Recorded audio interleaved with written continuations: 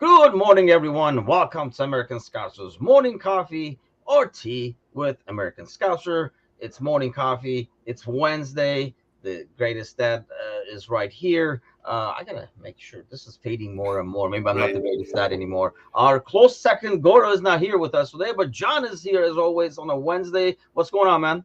I'm good. It's Hump Day today. I'm really glad. Last week of last week of the final game of the season, before the final game of the season. So it's Yeah, in pretty some dull. ways, there's a little relief, right? We made it to the end, kind of a Yeah. thing.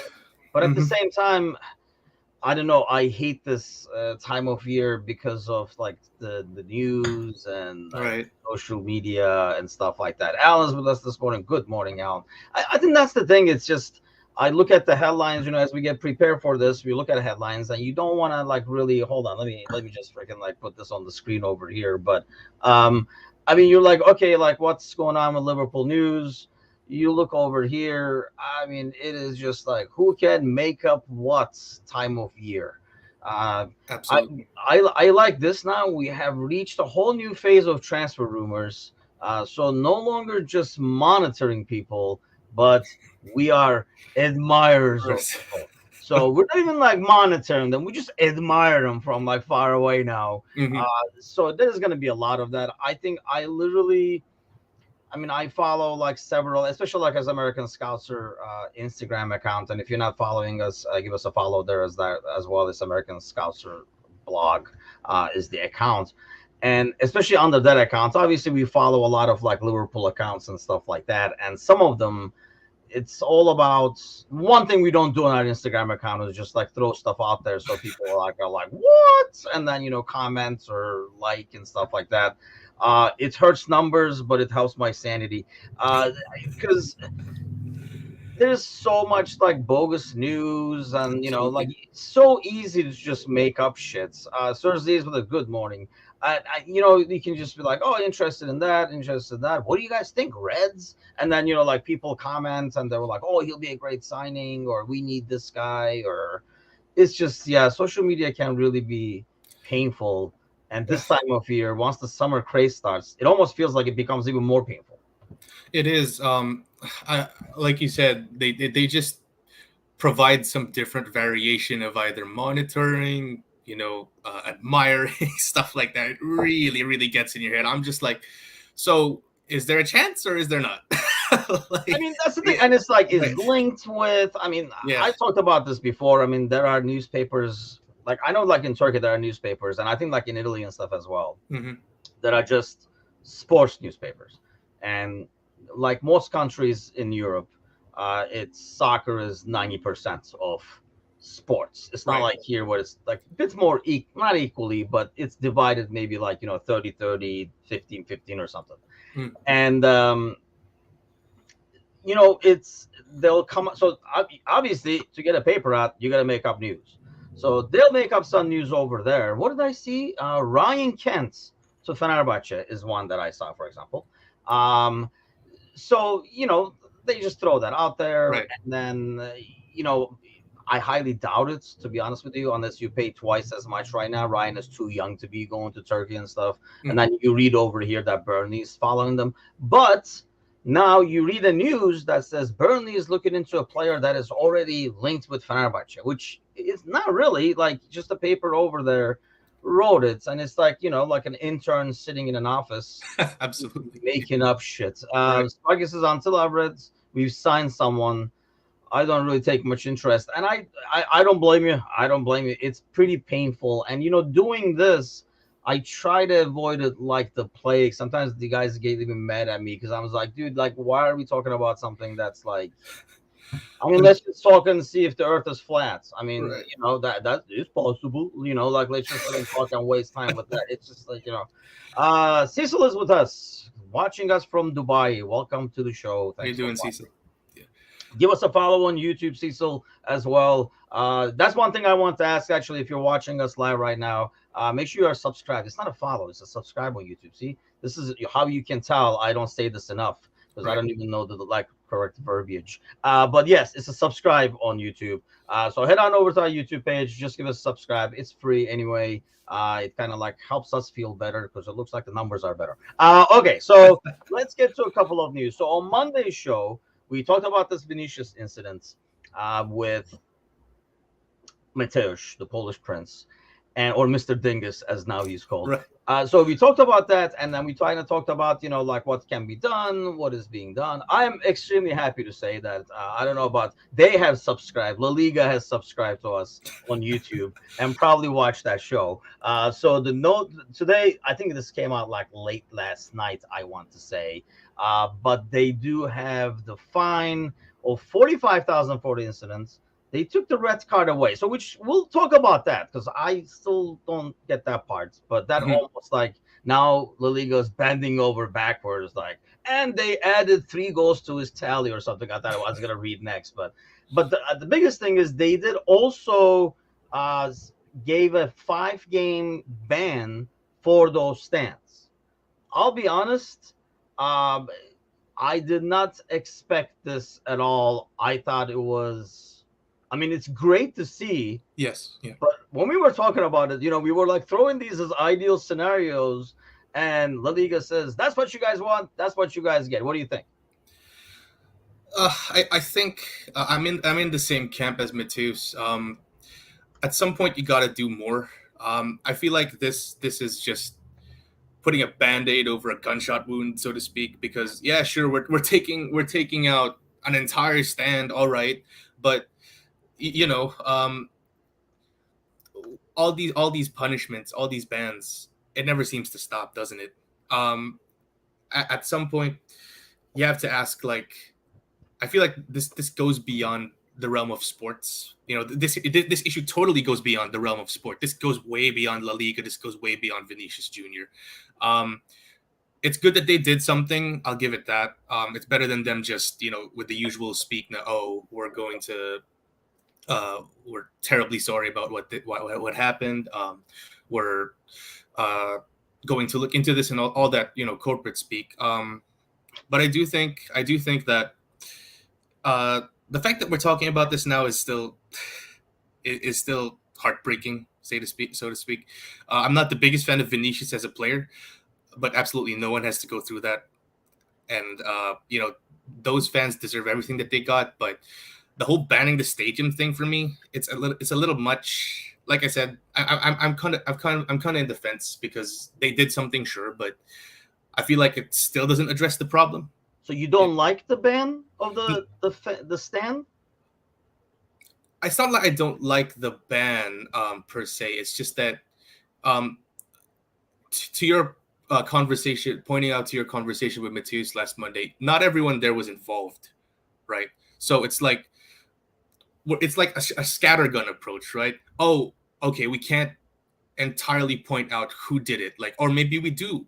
They arrested like 2 guys or 5 guys or something like that. Right. A couple of people were arrested that Vinicius, I guess, pointed out, which I don't know how that's proof, but that's the right, exactly. I'm assuming they have cameras and stuff because some of them was outside the stadium or whatever. So they supposedly arrested a couple of people, but I'm sure there was like just 2 guys yelling. So exactly, Tim. So 2 guys, you take out the entire section. See, I like that because it kind of goes back to what we were talking about. You should sign up. You should hang out with the Valencia president because he says the same thing. They're appealing the decision as it is out of all proportion. It's very corporate speak. And then Sergi says La Liga just figured out that their league will collapse without the Brazilians. I kind of like that because I understand what you're saying. I don't like that aspect of it. A dude that was standing in the corner saying like, "What the fuck," is going to be like hurt even though he was nowhere near being involved. But at the same time, there were people chanting there, and I think it's the basically there were chants coming from that stand. So let's say it's like the cop or whatever, like behind the goal you can see, like in a game you can kind of see where they're coming from and stuff.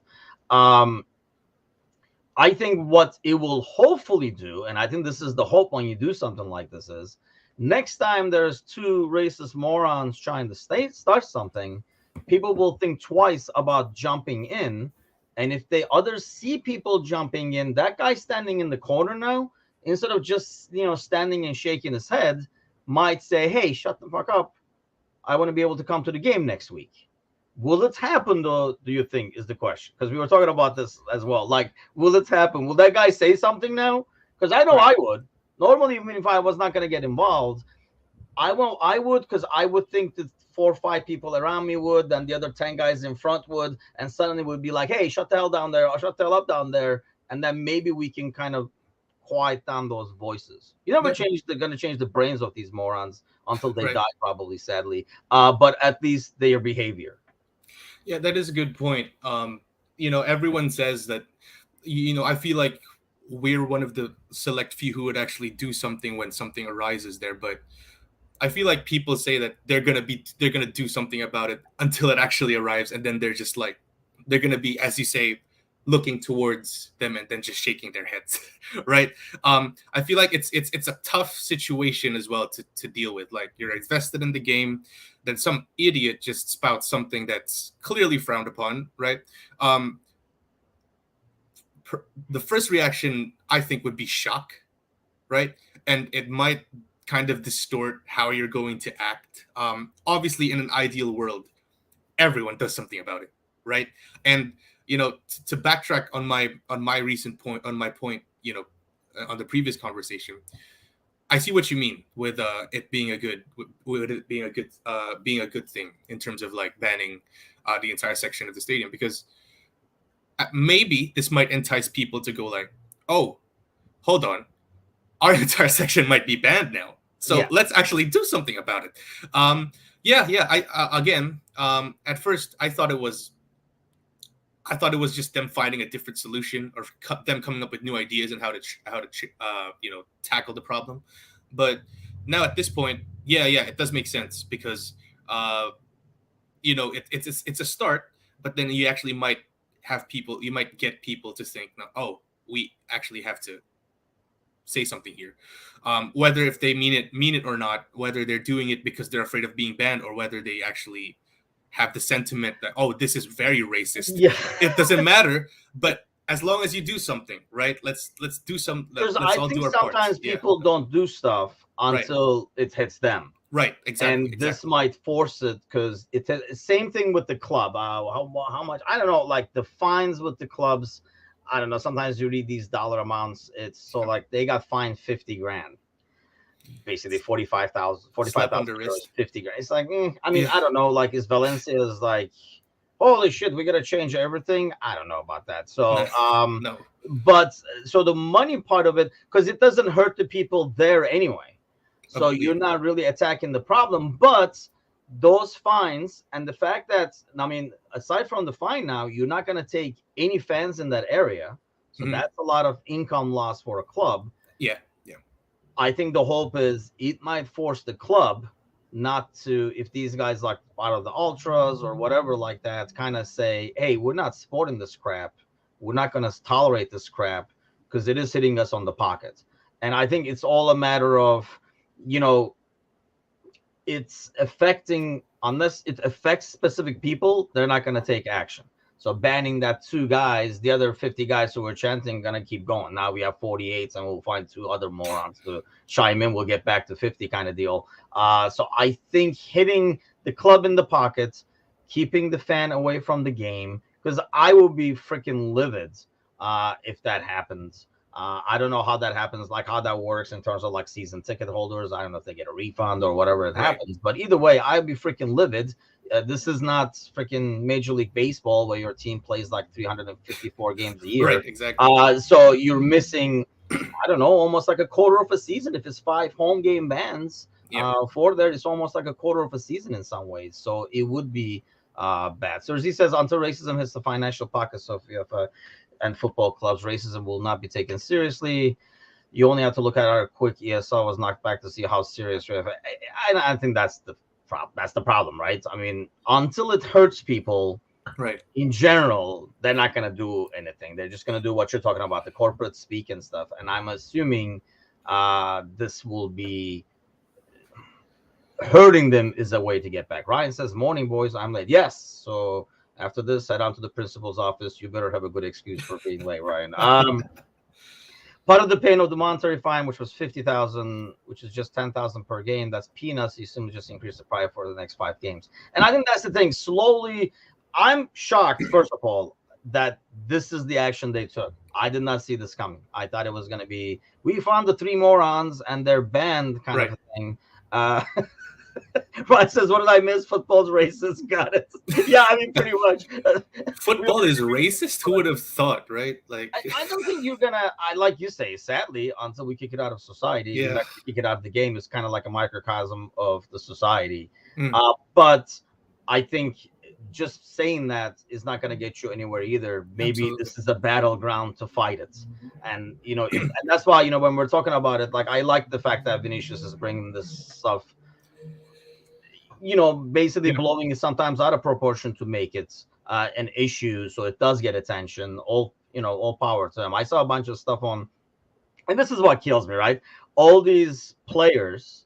This is what pisses me off, and this is why I'm not a huge fan of him as a player either, or his antics and stuff like that. Right. But this is why I respect him as a dude, because you have all these players now on social media saying like, "We're with you, brother," blah blah blah. Well, I don't see you doing shit on the field when this stuff happens. Exactly. And that's what I want to see. If you really are with your brother, then you should be doing stuff yourself just as much as this guy. This guy should not be singled out as it's like Vinny fighting racism in La Liga kind of thing is looking like right now. If you're really with him, then do something with him and not just stand on the sidelines. Yeah, as I saw that, I think it was like one of the accounts sharing all these tweets. It's easy to send a freaking tweet. You're probably not even sending it anyway. Your PR person is freaking like putting that on there. And, do something on the field, actually help the cause instead of just freaking like tweeting shit out. You can bet your life if this was at Anfield, FIFA, UFA would be trying their very best to shut down Anfield. And that's another thing. But I mean, this is La Liga acting on their own fans club. I guess you could argue what would happen if it was a Barcelona or a Real Madrid at La Liga. Would they act differently? I'm not That is sure.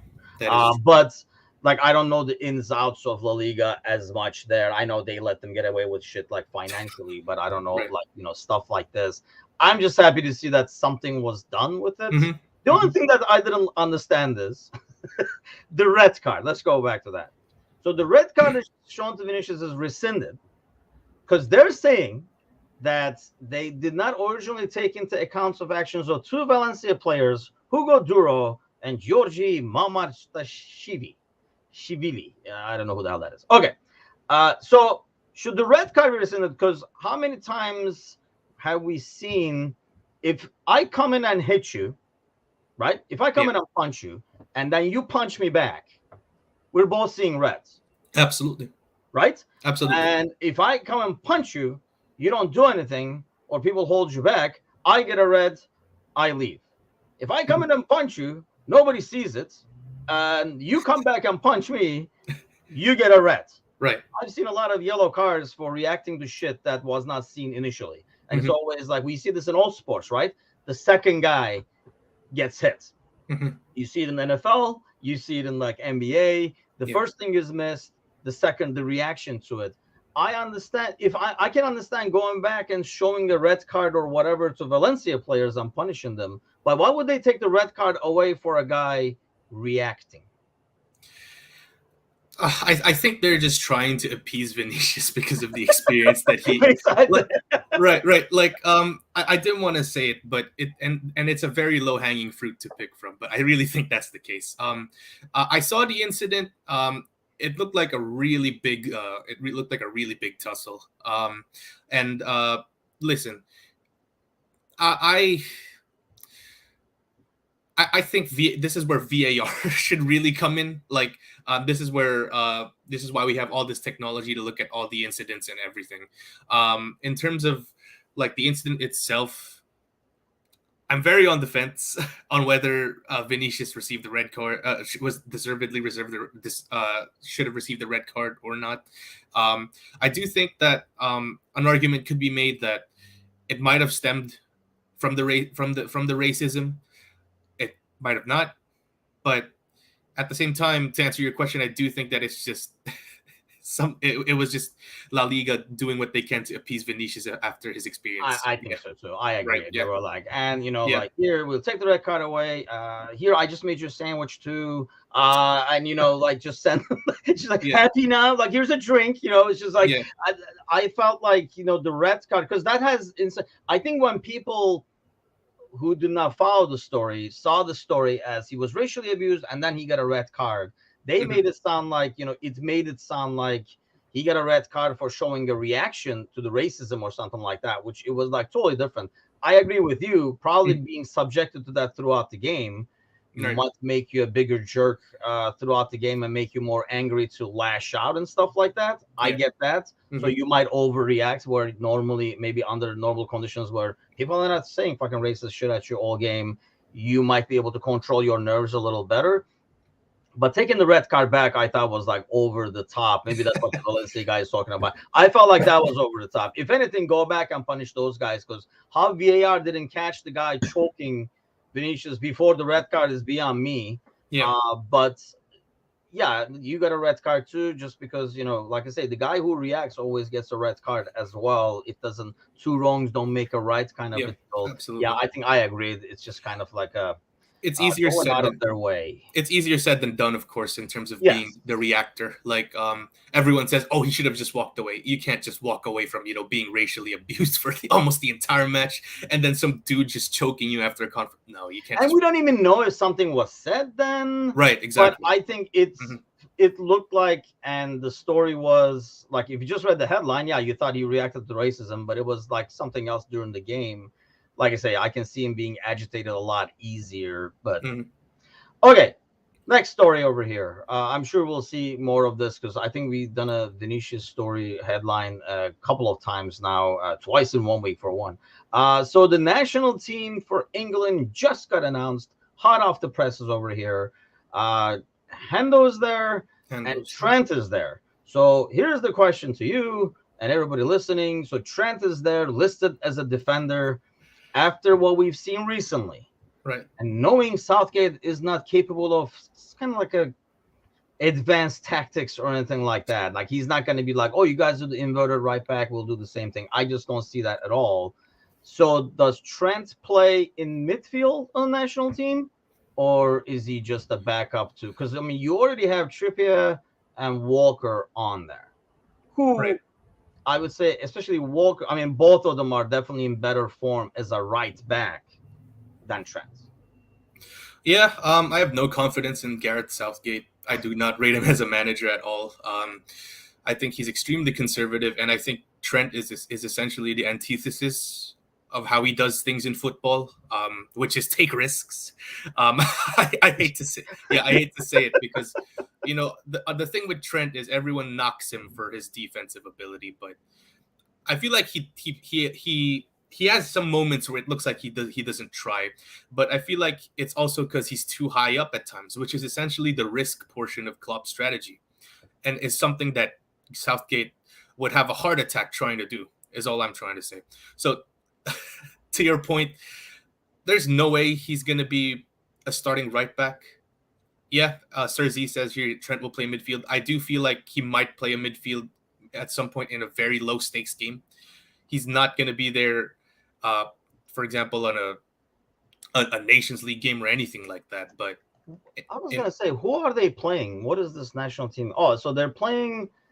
Well, hold on. Well, so that in case you're interested, the cricket team is playing Ireland. I don't know why I pulled this, but let's see what the soccer team is actually playing. Right. Yes, they're playing Malta, who I could probably show up in midfield, and the rest of the team would carry England over the line. They're playing Malta on the 16th of June, and then North Macedonia on the 19th. The second game is definitely a tougher one, both physically, and they have a few quality players there. But the Malta game, yeah, you can probably play anybody anyway. You can put Hendo in goal, and you should be fine. Yes. But no matter what, how Southgate sets up, whether he puts Trent in midfield or he puts Trent in an actual default right back position, I feel like he It's just because it's a very low stakes game. Unfortunately, as much as I wanted to see, I'm actually kind of mixed with it because I do want to see Trent succeed in the England setup because he's just too talented to be rotting there in that bench. But at the same time, I'm just like, you know what, keep him on the bench because that means he has a very low chance of being injured. Like better for us as a club at this point. Yeah, it's odd because Yeah. at the same time, I really felt, and we talked about this on the Monday podcast before, that the whole national team episode in January really messed with his head. I mean, Mhm. let's face it, his defending was never his strength, It never was. but Yeah. it was never this big of a weakness after the World Cup. It's just like constantly losing guys. And, the people who come to his defense about like, oh, that's the system. System is not to let your guy go in a give and go. And that has nothing to do with system. I mean, yeah, you being not back there can be a system. But when it's a simple give and go, or you're supposed to be covering a guy, you're supposed to be covering the back post and stuff. None of that shit is on the system. That's on the player, their, awareness and kind of focus on defending. And it felt like it was all gone. That kind of like messed him up mentally, and really he never kind of recovered from it. But I think from like a game against Malta, because Sparky says he'll probably be on the bench, I feel like that's a great game to have a player like Trent in midfield, because you're gonna have a Malta team that's gonna be sitting back that you're gonna need to open. So it's good to have somebody in midfield who can do those passes as opposed to, I know, putting like Rice and Hendo and those guys in there who are more like box to box and, protect the back line, because you're not going to really, unless you're starting Maguire, you're not going to need to protect the back line. So you should be able to use Trent. I think if anything, if we see Trent, I would think we would see it in the first game. Yeah, I'd have to agree. Again, it's perfect actually for Trent. Deep block, like you said, and his role with us showed that he's just so good at picking out players from a very deep. It reminds me of Stevie when we played under Brendan. I believe someone from the broadcast said it against in the Leicester or Aston Villa game. He's like a quarterback, essentially just picking out runners from such a deep position. It's perfect, and us fans, we've seen this for a while. Yeah. It's just Gareth Southgate who doesn't seem to see it, who doesn't seem to realize that, in a lot of situations, Trent could have been his answer. I'm not holding my breath, but hopefully Trent can put a good enough performance against these guys to maybe force himself into Southgate's plans. But again, I'm not really hoping. And I feel like at the end of the day, we're frustrated he doesn't play, but it works out for us as a club. A healthy Trent, a fit Trent is a good Trent. It's an English. It's not a friendly though. It's well, I mean, it might as well be. It's Malta, but it's the Euro qualifiers. These games count, Sparky. These games do. I mean, I don't know who's in their group, mind you. I mean, they're with Italy, and I think the Italy game was like the biggest one for the winner there. So they're gonna be. And Malta actually has lost the first two games, but only conceded 4. But I don't know who they played so far. So I think like the biggest thing is, so these games do count, but I don't know. It looks like the Italy game was the big one, and England is already like halfway there, kind of a deal. They'll like it's almost a big bet against for them to not qualify out of this group. I think it's a good opportunity for them to start, but we'll see. He says rest Trent for next season. Yeah, I'm all for it. Kind of like how John is saying. I mean, yeah, why the hell not? So let's do this real quick. So you are, aside from a pretty face to show up on the podcast over here, also writing for like the website. So your first article actually came up on the website yesterday. So head on over there to get some hope for next season and stuff. Let me ask you this, because we kind of like slightly talked about it on Monday about our new sporting director and stuff like that. But in terms of signings, and yeah, just head on over to the site. It's on the homepage right now as well. How should I phrase this? I don't want to say how many signings, because if we sign a dude that this guy brings from Germany for $2 million, okay, yeah, it is a signing and it's a potential, but we're not going to know. How many key signings do you think this team needs? Key being, let's put a dollar amount to this, put a ring on it. Let's say 30 or more. 30 million or more. Like, how many key signings do you want to see to feel good about this offseason? I think definitely 3 or 4. Okay. Yeah, the low hanging fruits definitely are McAllister and Mount. Obviously a influx of very young, very energetic midfield signings, I think is the right step forward. From what we've been hearing about McAllister, going back to our first talking point, all these rumors and stuff are doing my head in, because it's just a different variation of the same sentence. Like, oh, he's close, he's very keen, or he's nearing completion. Like, all just very different variations of that turn of phrase. But I do hope there is some truth to that. I remember saying on my first podcast here that I think McAllister is an excellent fit, hand and glove fit. I feel like Mason Mount as well would be excellent. He's a worker, and Klopp loves his workers, right? That's all I can say. He loves his workers. Say what you want about his drop in form or everything like that.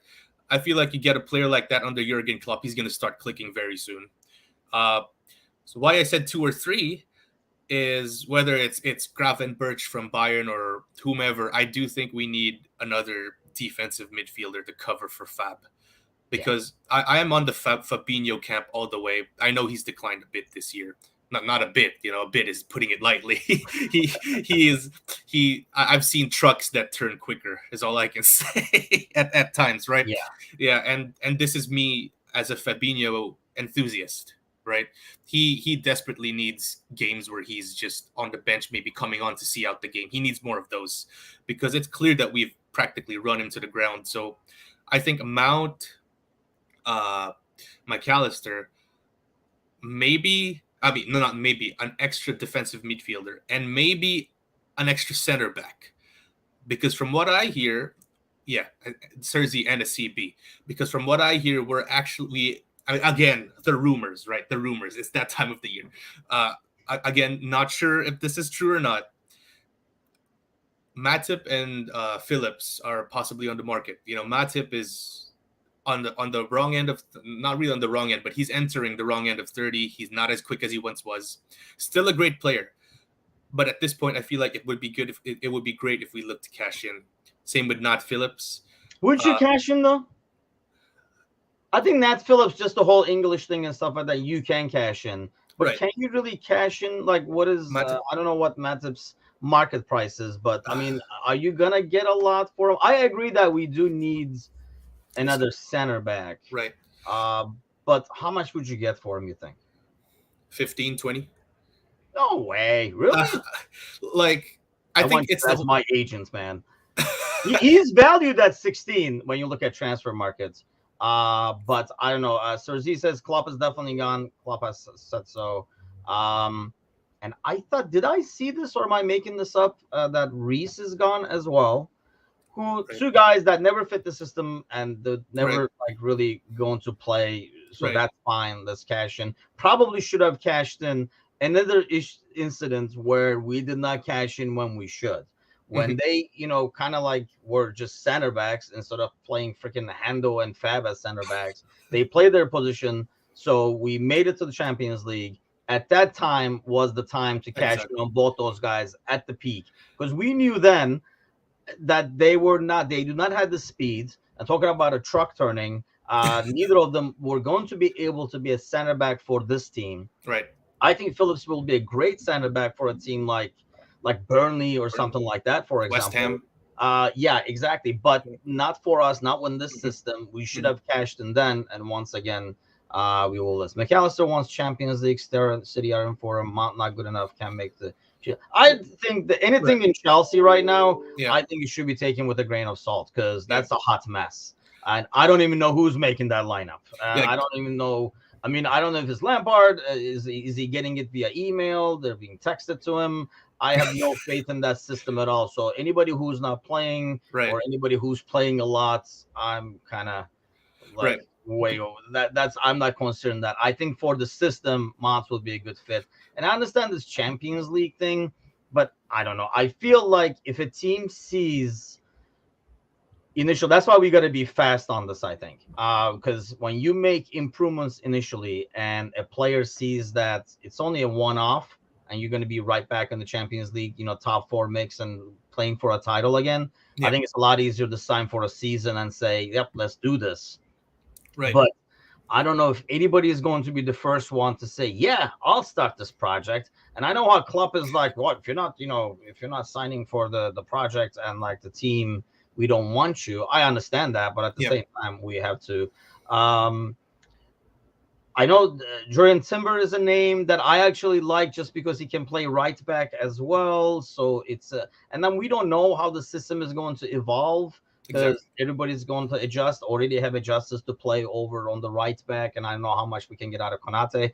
Mind you, we have seen that Konate is not reliable to play every game throughout the season as well. So you need some kind of a rotation over there. Sparky Parker says Phillips and Rice, I hope for. Phillips, I was actually really big on before he went to City. Well, he should be freaking well rested, but are we bringing another guy that has injury issues? And we're going to sign him and then he's going to get hurt and we're going to be, it's almost like we didn't sign him, I guess is my word. I actually forgot he was playing for City at one point. So yeah, like he's going around like, yeah, this is a great field. I mean, I'm sure it is, but no thanks to you kind of a deal. So before we head out, the percentages are in the shitter. I'm down all the way to 8. I'm sure even Kazi is under 50 now with all this optimism. Right.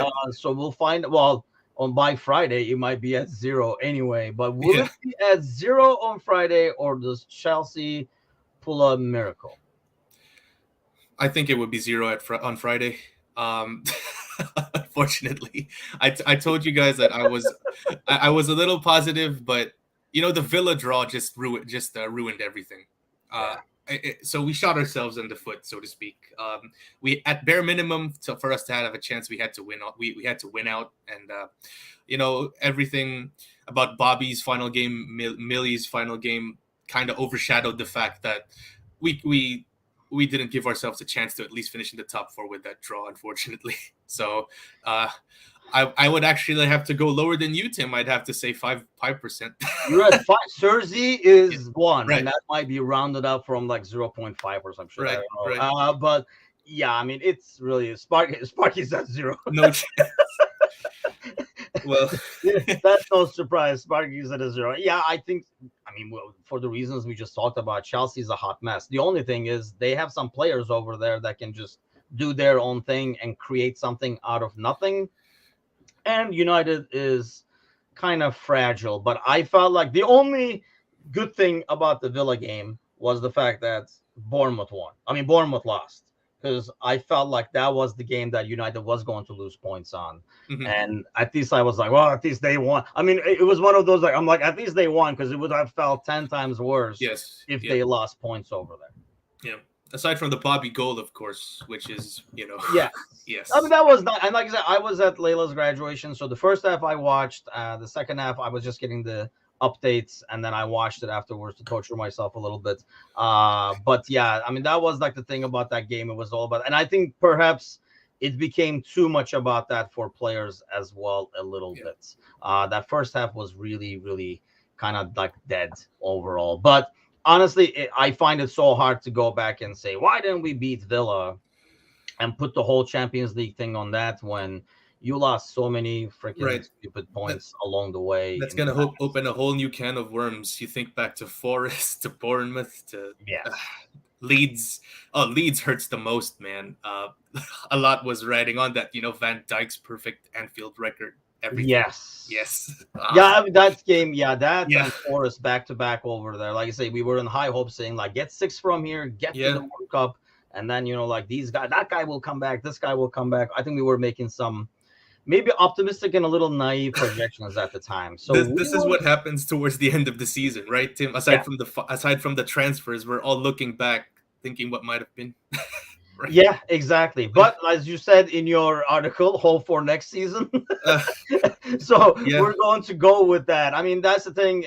Brace yourselves, because everybody knows. I know Sparky was saying earlier that we need 3, we'll get 1, but you will get at least 2. You'll probably get 3 or 4.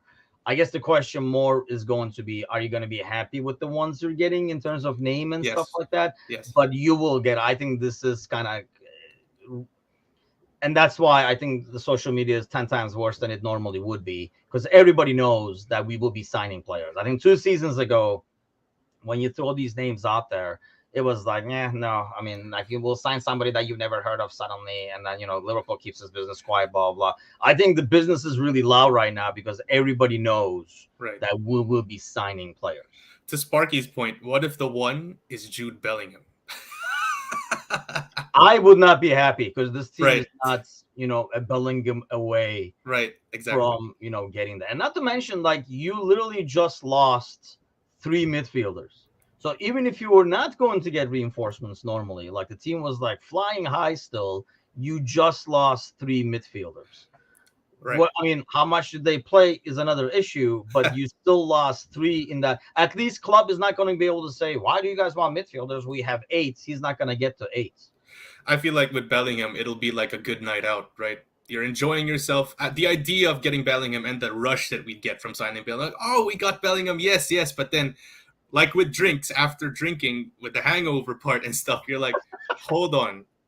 We lost 3 midfielders. Like, Yeah. the realization just comes in right after a good time. The only thing would be like, I don't know, if you sign a Bellingham, it's a big statement on the entire rebuild, if you will, alone. Yes. So I think, and yeah, I mean, Southampton, I know like Alan has thrown a couple of names over there. And Sparky says we have the Savior Jones. And I think it goes back to that, right? I mean, when you talk about Fab and stuff too, I think sometimes when you surround players with good players around, it elevates everybody's level. So when we played somebody like Costas or somebody like that, we were like, oh, this guy is just as good as Robertson, very capable and stuff like that. Well, not when Van Dijk is not himself. So now, it was like, maybe this guy wasn't that good. So we had the same thing with Jones and stuff. I feel like Jones has definitely marked himself a spot, but that's why, despite getting my head beaten in every Monday, I keep saying that he should still be 5 or ideally the 6th guy you count in. Right. And I wholeheartedly agree with you. For that point, I see you get slated every time. I'm just like, unbelievable, listen, man. Right, listen to my man, because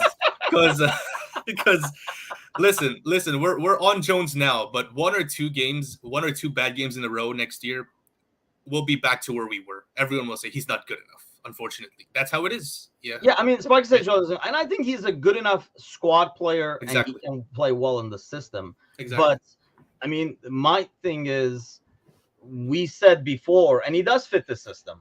But this is the same, as a fan base, sometimes we do this, right? We see some good performances and we just run crazy with it. They're like, oh, here's the next this, he's the next that, blah, blah. I mean, like, everybody was like, Phillips puts his head in everything. I don't care where he puts his head. Right. The guy does not have the speeds and agility to play in the system. I mean, it's not saying he's a bad player. He just doesn't fit it. Or Reece Williams carried us to Champions League. Yes, great, but he's not good enough for the system. And I think that's what, this team, I remember Ben Woodburn, I always go back to that, put 2-3 games back to back, right when that Coutinho drama was happening. And they were like, who needs Coutinho? We have Ben Woodburn. I have no idea when Woodburn is right now, to be honest. But I mean, and that's the thing. It's just like we kind of like run away with it, especially when a player is young, because we're hoping like it's the next big thing. But it's kind of like, they talk over here about the sophomore slump and stuff like that. I mean, that happens with young players. That's why they're young. You're not going to get the same consistency that you get from an experienced guy. If a 28-year-old guy gives like you a string of great performances, you're like, he's here.